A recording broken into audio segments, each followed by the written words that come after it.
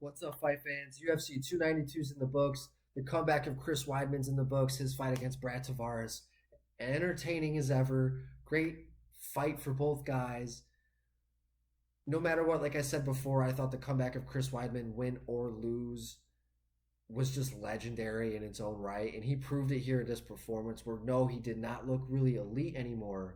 But he went out there, he showed durability, he showed heart, grit, determination.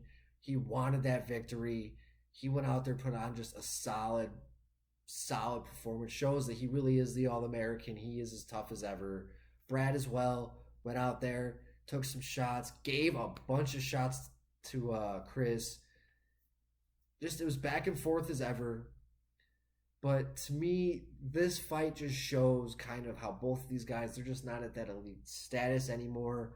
This really reminded me, at least Chris's performance reminded me a sense of when Luke Rockhold fought Paulo Costa, where it's just, yeah, he showed glimpses of greatness, but he just didn't have the gas tank anymore. He just didn't really, he just didn't have it anymore against these top, young, hungry guys. And we kind of saw the same picture of Chris, where he showed some savvy abilities, some good moves, had some tricks up his sleeve, was able to stay in the fight. He showed that he wanted to be there. It wasn't one of those things where he took some damage and he's like, I'm done with this. No, he showed he wanted to be there. But I think for both fighters and even for Brad, I said he was in a lose-lose situation.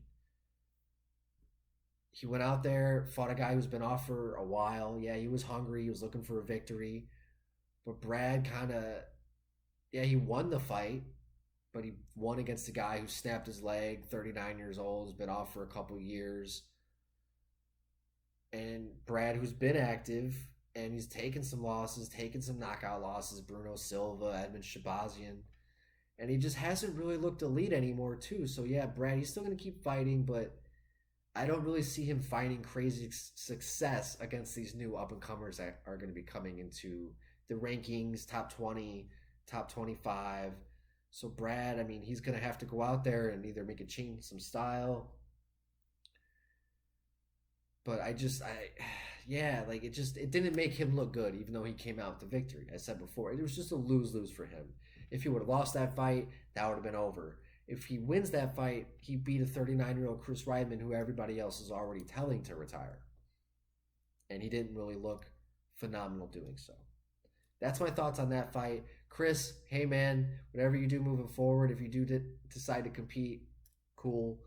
I personally hope you retire. What else do you have to prove? You went out there and showed a good performance, a tough performance.